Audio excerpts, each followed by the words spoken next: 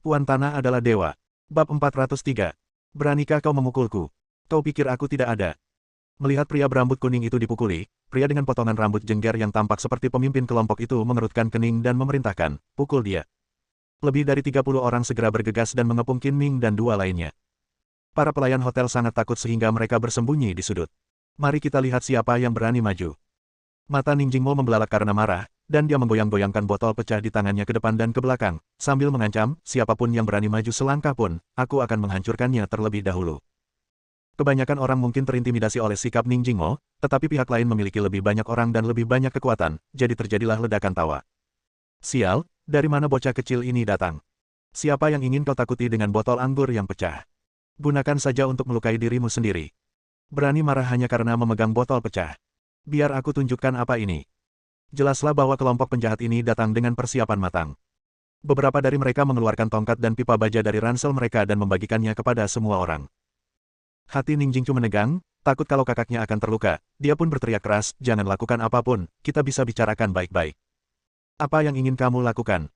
Berhenti, berhenti. Ibu Ning bergegas turun dari lantai 2 setelah mendengar berita itu. Melihat formasi orang-orang ini, alisnya berkerut. Saya ingin tahu, kalau Anda bosnya, bolehkah saya bicara sebentar? Ini aku. Pria berambut jambul itu mencibir, kalian menghajar anak buahku. Tidak banyak yang bisa dikatakan. Hanya ada dua pilihan. Aku menghancurkan toko dan orang-orangnya, atau kalian mengganti biaya pengobatan anak buahku. Pilih satu. Ibu Ning khawatir akan keselamatan anak-anaknya, jadi dia berkata tanpa ragu, saya akan membayarmu 10.000 yuan untuk biaya pengobatan, dan 5.000 yuan lagi untuk teh. Bu, kita tidak bisa memberikan uang kepada bajingan-bajingan ini. Ning Jing kejam, mengarahkan botol itu ke arah Coxcomb, sambil menyeringai, coba sentuh aku jika kau berani.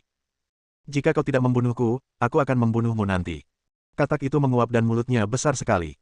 Pukul saja dia, pukul dia sampai setengah mati, lalu aku akan lihat apakah dia berani bersikap keras kepala lagi. Di mata pria berkepala jengger itu, Ning Jingmo hanyalah orang bodoh. Ditentang di depan umum oleh orang seperti itu membuatnya marah dan berteriak dengan marah. Bajingan kecil, berbaringlah. Pemuda berambut kuning yang telah dicakar di dada oleh Ning Jingmo itu meraih pipa baja dan membantingnya dengan keras ke kepala Ning Jingmo, ingin membalas dendam. Bang! Pipa baja itu jatuh dengan suara angin, tetapi tidak mengenai Ning Jingmo, tetapi ditangkap oleh tangan besar. Pemilik tangan ini tidak lain adalah Qin Ming. Kau! Pemuda berambut kuning itu berusaha sekuat tenaga untuk mencabut pipa baja itu, tetapi gagal. Wajahnya berubah merah dan putih. Dari mana asalmu? Keluar dari sini sekarang juga. Ini tidak ada hubungannya denganmu. Kalau tidak, aku akan menghajarmu juga. Aku sudah ada di sini sejak lama, tapi kamu buta dan tidak melihatnya. Qin Ming menyambar pipa baja itu dengan sedikit tenaga dan mengarahkannya ke kerumunan di sekitarnya yang siap bergerak. Jika tebakanku benar, kau dari geng Shanghai, kan? Akulah yang melukai si gendut dan orang lain yang datang untuk membuat masalah tadi malam. Kau datang ke sini dengan begitu banyak pasukan, tidakkah kau ingin membalaskan dendamnya? Apakah kamu Qin Ming? Pria berambut jambul itu melambaikan tangannya untuk memberi isyarat kepada orang banyak agar memberi jalan. Dia tidak mendekat, tetapi melirik Qin Ming dari luar kerumunan, dan mencibir dengan bangga, kudengar kamu agak terkenal di distrik kota selatan, tetapi ini adalah distrik kota utara, wilayah geng Shanghai kami, bukan giliranmu untuk menjadi liar. Karena kamu mengambil inisiatif untuk mengantarkan dirimu ke pintu kami, maka bahkan kamu. Bersihkan bersama-sama.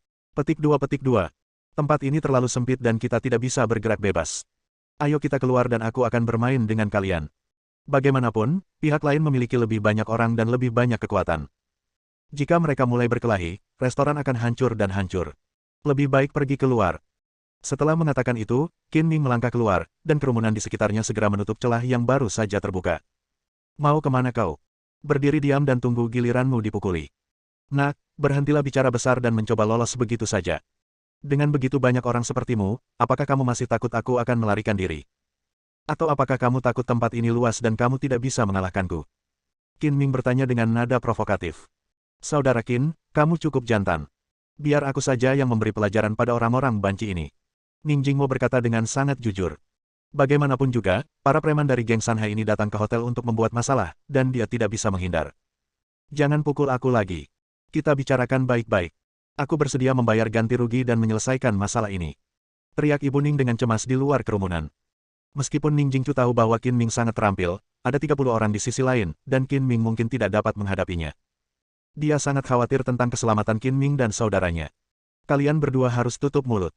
Sekarang bukan saatnya bersikap keras kepala. Mari kita bicarakan dan selesaikan masalah ini. Bos, siapkan uangnya.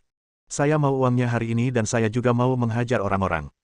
Pria berambut jambul itu bertingkah seperti bos dan memberi perintah dengan nada memaksa, kepung mereka, bawa mereka keluar dan hajar mereka. Jingchu, jangan ikut campur, menjauhlah. Qin Ming mendorong Ning Jingchu dengan lembut, dan Ning Jingchu tanpa sadar duduk di kursi.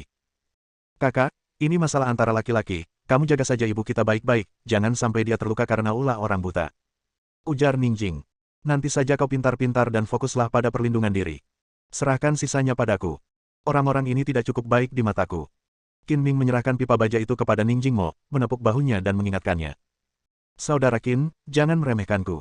Aku sudah pernah bertarung sebelumnya. Aku akan menangani setengahnya dan kau akan menangani setengahnya lagi, dan kita akan membaginya secara merata.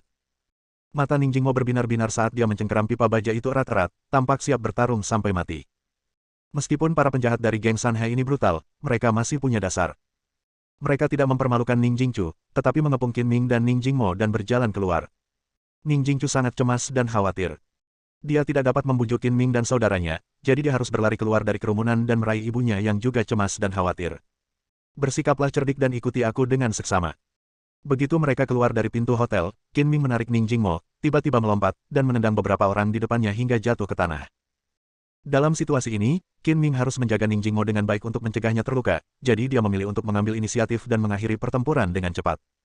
Tinju dan kaki Qin Ming melambai dengan suara menderu, seperti seekor harimau yang memasuki kawanan domba. Siapapun yang terkena pukulan atau tendangannya akan menjerit dan jatuh ke tanah, tidak dapat bangun untuk beberapa saat. Ning Jingmo bukanlah orang yang penakut dan memiliki sedikit pengalaman dalam bertarung. Melihat Qin Ming begitu ganas, dia segera mengubah strategi nekatnya, mengikuti gerakan Qin Ming, dan mengayunkan pipa baja di tangannya dengan kuat, menebas ke kiri dan ke kanan. Para penjahat itu memegang tongkat dan senjata lainnya di tangan mereka. Melihat Qin Ming sangat berani, mereka mengerahkan seluruh tenaga dan memukul kepalanya, berharap mereka dapat menjatuhkan Qin Ming ke tanah dalam sekali pukul. Menghadapi dua tongkat yang menghantamnya, Qin Ming tidak menghindar atau menghindar.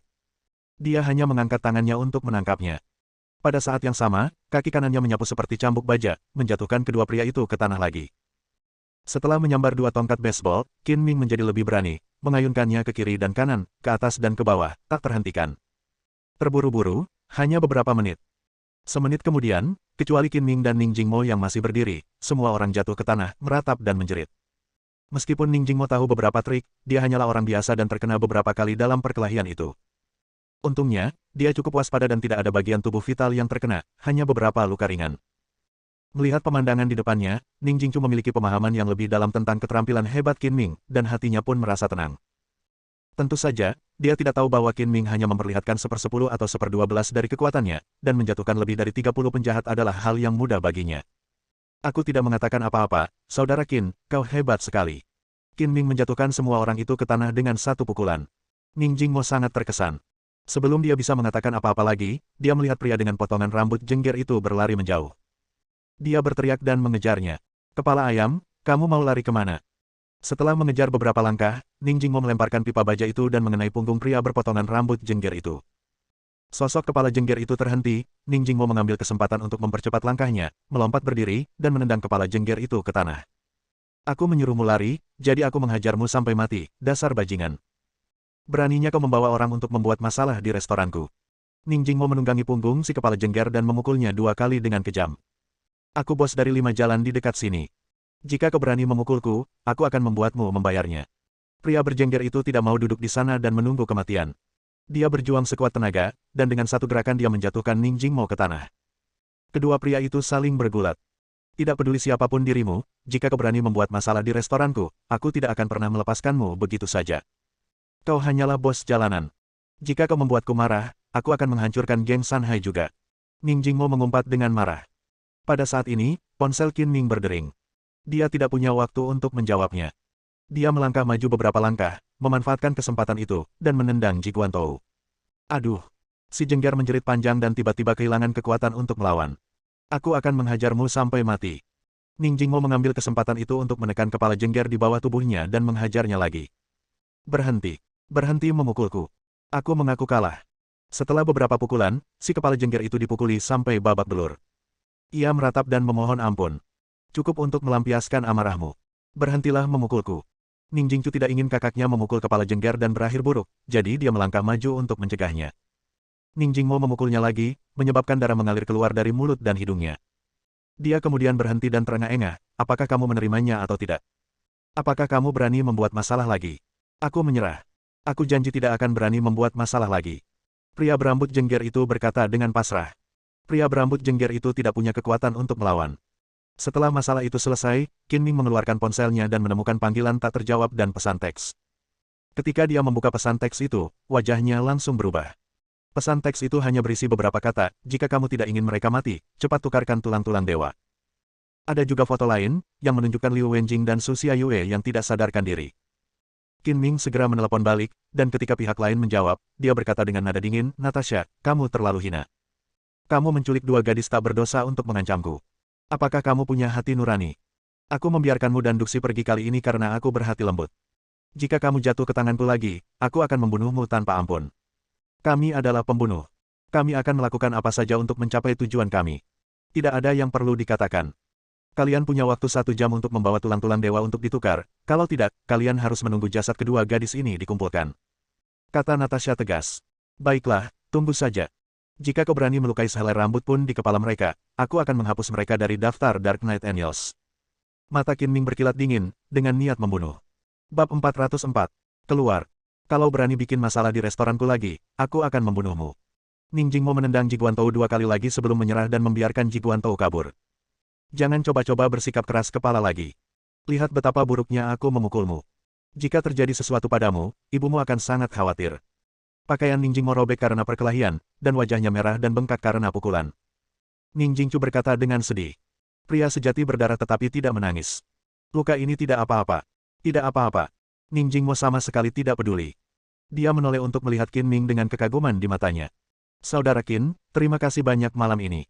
Mari kita lanjutkan minum. Saya pasti akan bersulang untuk Anda beberapa gelas lagi. Saya baru saja menerima telepon. Ada sesuatu yang mendesak. Saya harus segera pergi. Mari kita minum bersama di lain hari. Pada saat ini, Qin Ming juga mengakhiri panggilan teleponnya. Dia menahan amarahnya, menyapa Ning Jingmo dan yang lainnya, dan segera masuk ke dalam mobil. Saudara Qin, ada apa? Tidak perlu terlalu cemas, kan? Tanya Ning Jingmo. Jangan tanya, dia pasti ada urusan mendesak.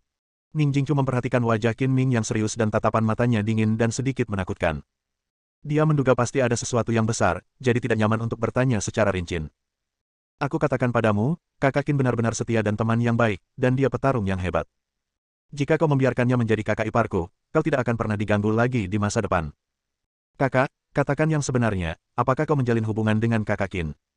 Kata Ning Jingmo sambil tersenyum. Lihatlah betapa parahnya lukamu, tetapi kamu masih punya pikiran untuk bergosip. Tanpa bantuan Qin Ming malam ini, kamu pasti sudah dipukuli sampai setengah mati. Ning Jingchu berkata dengan marah. Qin Ming melaju hingga ke jalan lingkar luar dan melaju kencang menuju pinggiran kota selatan. Dalam waktu kurang dari setengah jam, Qin Ming tiba di pabrik semen tua di pinggiran distrik Nancheng, yang merupakan tempat Qin Ming membunuh Lei Heihu dan lainnya dari geng macan hitam. Liu Wenjing dan Su Xiaoyue diculik dan tanpa sengaja dilibatkan. Qin Ming sangat marah dan bersiap untuk melakukan pembunuhan besar-besaran untuk mengejutkan para pembunuh Dark Knight Angel. Namun, keadaan agak berbeda dari apa yang dia bayangkan. Setelah memarkir mobil di depan bekas pabrik semen, Qin Ming melangkah mantap ke halaman yang ditumbuhi rumput liar. Sambil mendongak, ia melihat cahaya api unggun menyala di bangunan pabrik. Dengan bantuan kobaran api, 2 gadis yang tidak sadarkan diri terlihat samar-samar tergeletak di tanah. Mereka adalah Liu Wenjing dan Su Xiaoyue. Ada 3 wanita berdiri di samping mereka, salah satunya berambut merah panjang, dan mengenakan rompi hitam serta celana pendek. Dia memiliki kaki yang panjang dan indah serta sepatu bot panjang, dan tubuhnya sangat seksi dan berlekuk. Dia adalah Natasha, yang telah mencoba membunuh Qin Ming dengan trik kecantikan 2 hari lalu tetapi gagal. Wanita satunya berwajah Asia dan cukup cantik. Namun, dia memiliki ekspresi dingin dan tatapan mata yang agak kejam. Dia adalah wanita penggoda yang menyamar sebagai Situ Honglian tadi malam, yang dijuluki Kala Jengking Beracun. Di antara Natasha dan Scorpion berdiri seorang wanita berjaket kulit hitam ketat. Meskipun tubuhnya tidak secantik Natasha, tubuhnya juga proporsional. Dia berambut pendek dan memakai topeng bermotif bunga mawar di wajahnya. Dia memberi kesan jahat dan heroik. Saat memasuki pabrik, Qin Ming berdiri diam, tatapan tajamnya tertuju pada wanita bertopeng itu, dan berkata dengan dingin, Dark Knight Rose, pemimpin Dark Knight Angels, kamu berani datang dan membunuhku secara langsung, apakah kamu tidak takut bahwa Dark Knight Angels akan dimusnahkan dari dunia pembunuh mulai sekarang? Seseorang telah menawarimu harga yang tidak dapat kutolak demi nyawamu. Aku bersedia mengambil risiko itu. Dark Knight Rose. Suaranya agak serak dan terdengar seperti suara pria, tidak selembut dan senyaman suara wanita. Pluto, meskipun kau terkenal di dunia tentara bayaran, kau tidak terkalahkan. Ini akan menjadi tempat pemakamanmu malam ini. Kau sangat sombong. Kau pikir kau bisa membunuhku hanya dengan memiliki lebih banyak orang. Hari ini aku akan membuatmu menyadari apa artinya melebih-lebihkan kemampuanmu sendiri. Qin Ming mencibir dengan nada menghina, biarkan semua yang bersembunyi di kegelapan keluar, dan berhentilah menjadi pengecut. Dengan kemampuan perspektif Qin Ming, semua yang tersembunyi terungkap. Setelah melangkah ke halaman yang sunyi, dia dengan hati-hati mengamati sekelilingnya dan menemukan beberapa tikus tersembunyi. Kau benar-benar mampu menemukan kami. Saat seorang pria berbicara, 3 bayangan hitam melintas dengan cepat, melesat beberapa kali, dan muncul di pabrik dalam sekejap mata, menghalangi jalan mundur Qin Ming.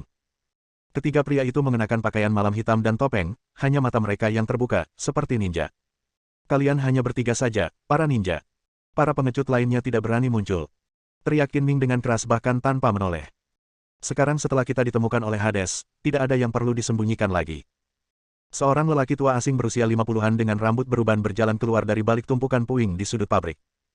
Lelaki ini adalah Heimdall, pemimpin tangan kiri Tuhan. Di belakang Heimdall ada 2 tentara bayaran bersenjata lengkap mengenakan rompi anti peluru, memegang senapan serbu dan mengenakan helm. Aku benar-benar tidak menyangka bahwa untuk menghadapiku, Ninja Fumano Sato, pembunuh malaikat kegelapan, dan tentara bayaran tangan kiri dewa, kalian bertiga benar-benar akan bekerja sama. Apa kalian punya rasa malu? Kata Qin Ming dengan nada sarkastis. Fumano Sato adalah organisasi tempat para ninja yang membunuh Qin Ming bekerja.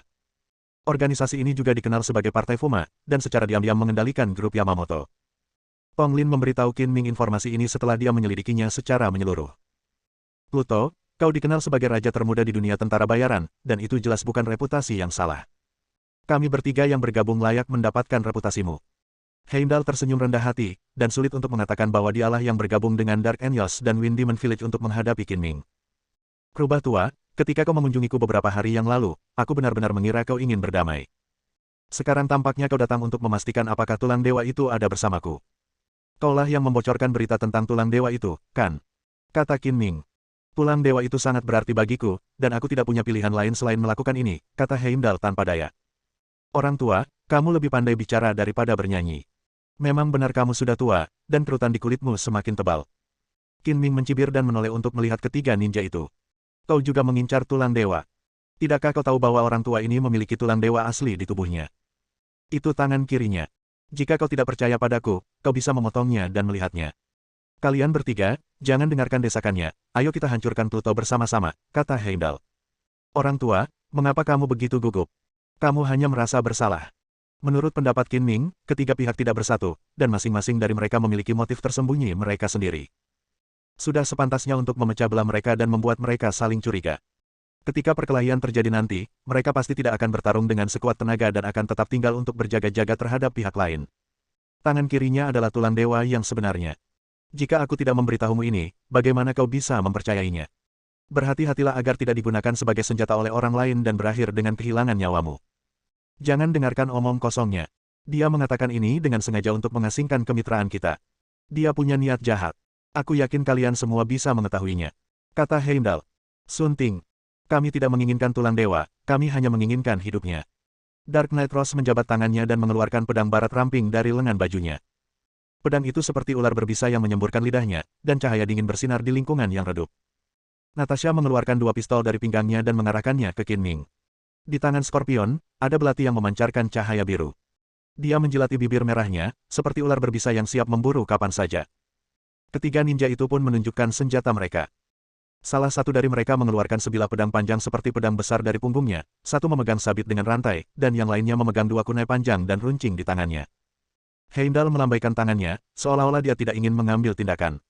Kedua tentara bayaran itu maju 2 langkah dan berdiri di depan Heimdall, mengarahkan senapan serbu di tangan mereka ke arah Qin Ming. Ketiga pihak masing-masing mengambil posisi menyerang, mengepung Qin Ming dan siap menyerang kapan saja. Qin Ming sama sekali tidak takut. Ia berdiri dengan kedua tangan di belakang punggungnya dan berkata sambil tersenyum, jangan terburu-buru untuk bertarung. Aku punya pertanyaan lain. Jika kau bisa mengalahkanku, bagaimana tulang-tulang dewa akan dibagi? Ini bukan hal yang perlu kau pedulikan. Pikirkan saja bagaimana kau akan mati. Ucap Heimdall dengan nada sinis. Biar ku tebak, orang tua, kau pasti tidak akan bertindak. Kau akan duduk di gunung dan menyaksikan pertarungan antara 2 harimau.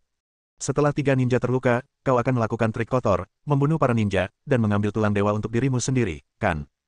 Kata Qin Ming sambil tersenyum. Ketiga ninja ini adalah ninja rahasia dalam organisasi Fumano Sato, satu tingkat lebih tinggi dari Jonin. Tentu saja, mereka bukan orang bodoh. Mereka saling mengedipkan mata, mengingatkan satu sama lain agar berhati-hati dan waspada terhadap Heimdall dan yang lainnya. Bagaimanapun, aliansi ketiga pihak hanya bersifat sementara, dan mereka semua ingin memanfaatkan satu sama lain. Begitu Qin Ming terbunuh, ketiga pihak akan kembali berebut tulang dewa. Heimdall mendengus dingin, target kami adalah kau. Jika kami tidak membunuhmu, tidak seorang pun akan mendapatkan tulang suci itu. Jangan mencoba untuk menimbulkan perselisihan. Itu tidak ada gunanya.